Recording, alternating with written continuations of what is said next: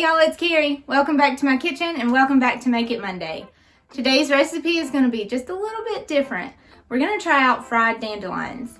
So I've always heard that you could eat every part of a dandelion. I've just never tried it. So this week I found a recipe for fried dandelion blooms and it was actually pretty good. So I tweaked the recipe just a little bit and I'm going to show you guys how to do them. So let's get to cooking. All right, go get some dandelions.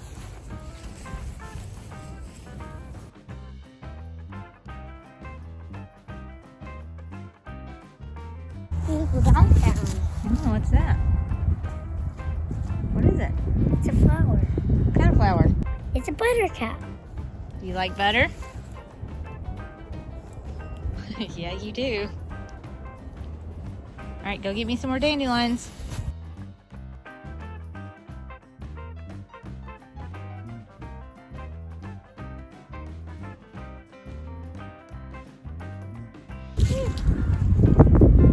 These things are crazy. Are they blowing away? Yes.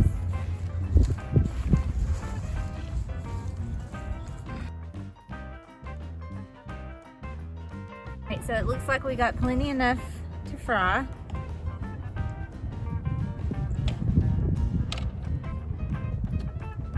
And I got them in my little basket. I actually made this basket. I went to a basket weaving class in Asheville, North Carolina, and I'll link the woman's classes below, but it was really fun. It was neat. It was something new that I'd never tried before, so yeah, here it is. And I think it's super cute. But we're gonna go inside and we're gonna start making the batter for the dandelions. Okay, so we got our dandelions here inside, and what we're gonna do now is put them in a bowl with some salt water and let them just soak in the salt water just to make sure that there aren't any more bugs left in them. You can kind of see there's little tiny ants in there, but we're gonna let it soak in the salt water to get all of the rest of the bugs out of there and rinse them really good. And then while they're soaking, I'm gonna talk to you about the pan that I'm using to fry them in.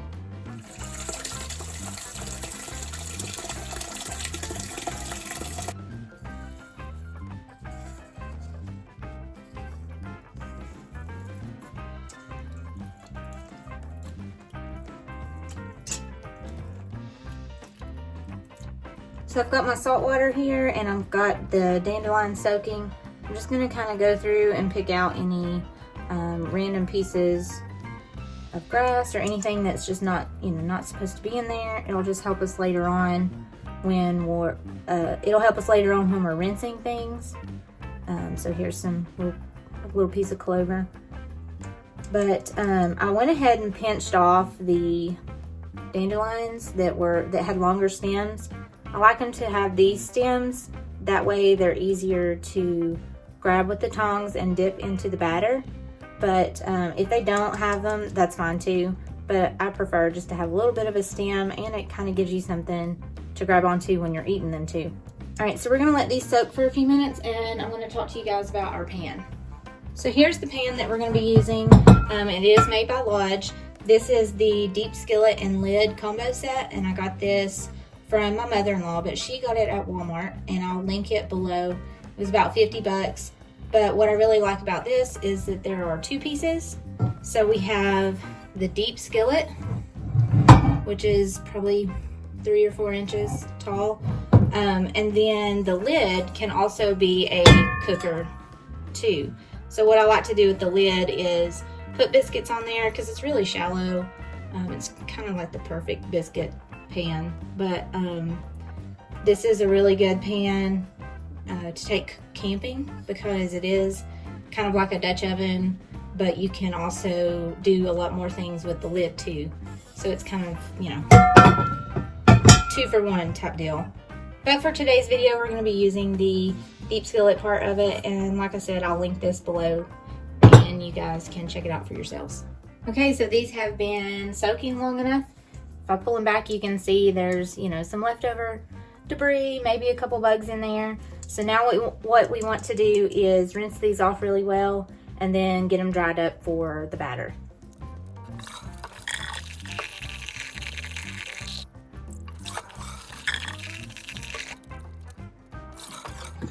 Alright,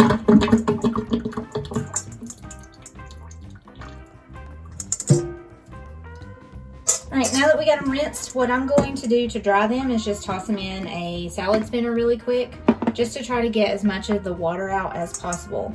So you've always heard that oil and water don't mix. Well, that's especially true when deep frying stuff, because you don't want to have whatever you're cooking, you don't want it to be wet at all.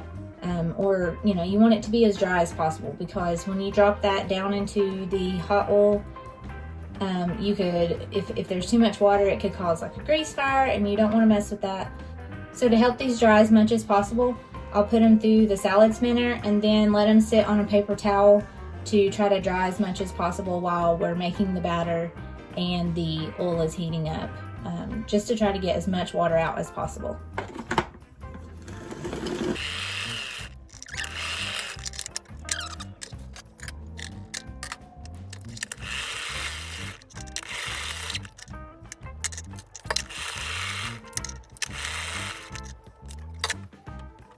Okay, so here they are. I put them through the salad spinner. I've got them on my paper towel. I'm going to take one more paper towel and just kind of lightly and gently press down on those. Like I said, our goal here is to try to get these as dry as possible and as much water out of them that we can.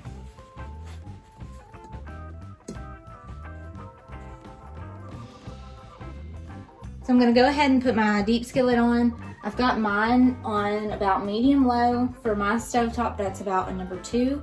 In my deep skillet, I'm going to add some oil. I'm just using regular canola oil. We're going to add about an inch and a half of oil.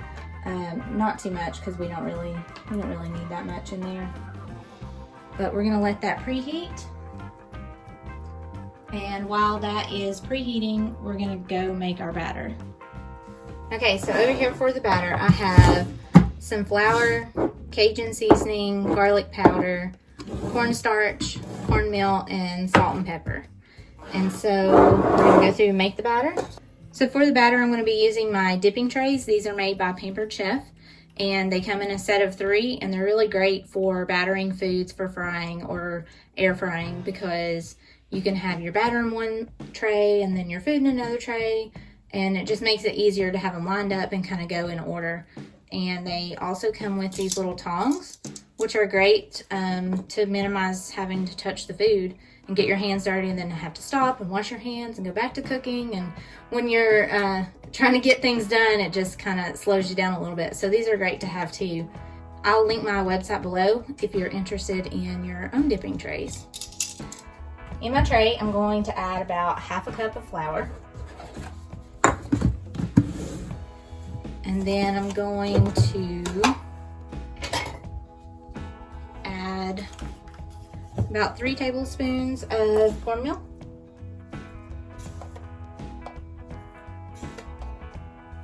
And these are made by Pampered Chef too. These are the adjustable measuring spoon set.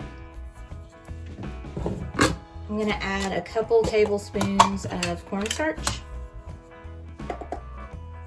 The cornstarch helps give it that crunchy texture too. Then I'm gonna add in my Cajun seasoning. I'm gonna do like 2 teaspoons maybe. And you can adjust your seasonings. You can add whatever type of seasonings you want. I went with the Cajun because it's kind of spicy.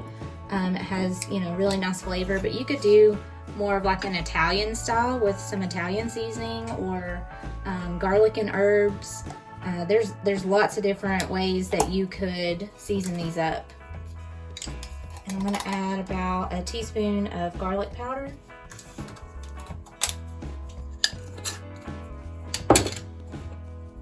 And then like a good pinch of salt and pepper. So now what I'm gonna do is mix this up a little bit in here. And while you're making your batter, just keep an eye on your oil because it is heating up over there. So just keep an eye on it, make sure nothing's going wrong over there. All right, so now to my flour mixture, I'm going to add some water.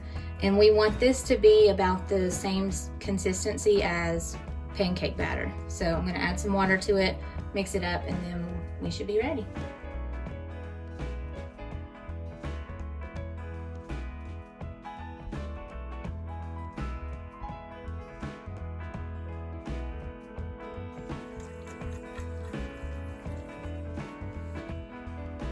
Okay, so I've got my little area set up. I've got my deep skillet with the oil preheated.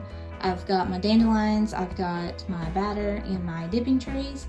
And so I'm going to test just a little bit of batter into the oil. And you can see it has a nice little sizzle to it, so our oil is ready. So what I'm gonna do is go ahead and grab a few flowers and just kind of dip them in here.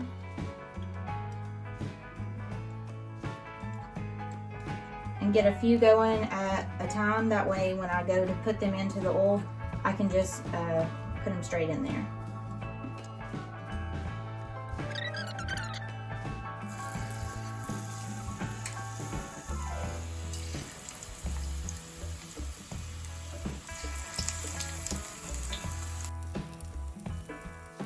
Now because these are so small, it will not take them long at all to get done. So you gotta kind of go fast. Alright, so I've got a few in there. I'm gonna kind of try to zoom in a little bit for you guys.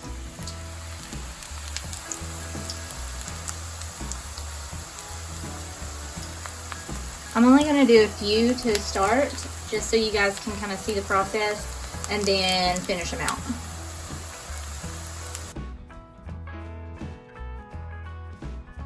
So while those are finishing up, I'm going to go ahead and put some more into the batter.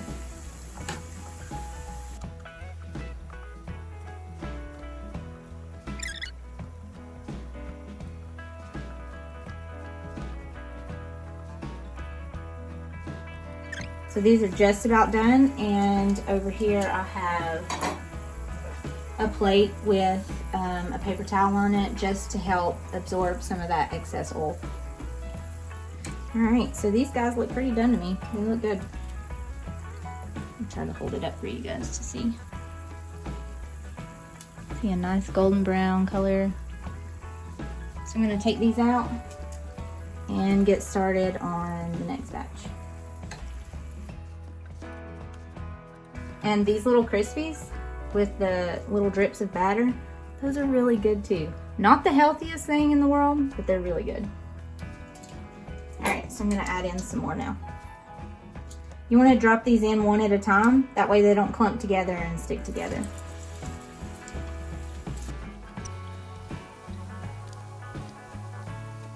Alright, so that looks like enough for that round. We're going to let them sit here and simmer and then finish them up, and we'll try them out.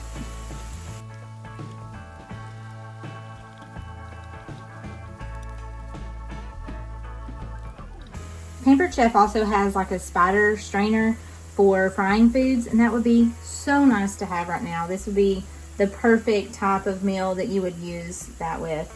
But it's basically just like a mesh strainer that you cook with, and you dip it down underneath the food, and you could lift it up and obviously get more than a couple pieces at a time. But it also strains the rest of that oil, and then you could just put it on your paper towel and be done. But I'll link that below too, and you can purchase it directly from me and have it shipped directly to your house. Alright, I'm going to take these guys out and get started on our last batch.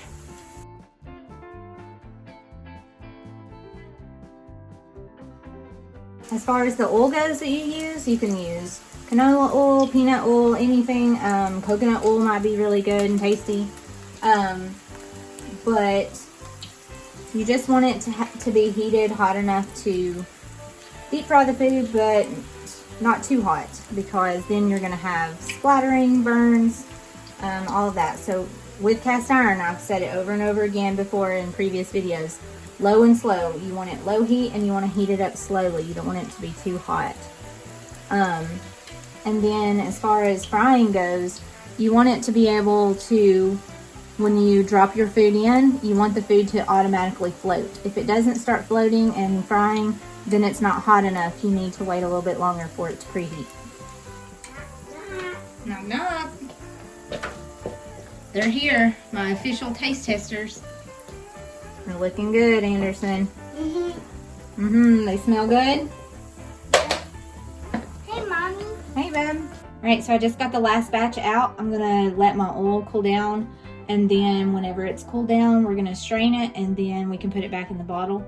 I really like to reuse my oil because it's just kind of wasteful not to. If I'm deep frying fish or something really strong like that, then I will bottle it up separately and only use fish from that point on. But if it's stuff like this, you could do the dandelions, and then you could do fried chicken. But you can get multiple uses out of your cooking oil until it's no longer any good. All right, so here they are. These are my official taste testers. What are you doing? Are you guys ready to try the dandelions? Yes. All right. This one looks like it doesn't have no stem. Nope, some of them don't. What do you think? Good. Are they good? Do you like it, Anderson? I'll try one. No, I'm trying to do the watchers. Oh, to the watchers. Here, you guys try one. They tried it.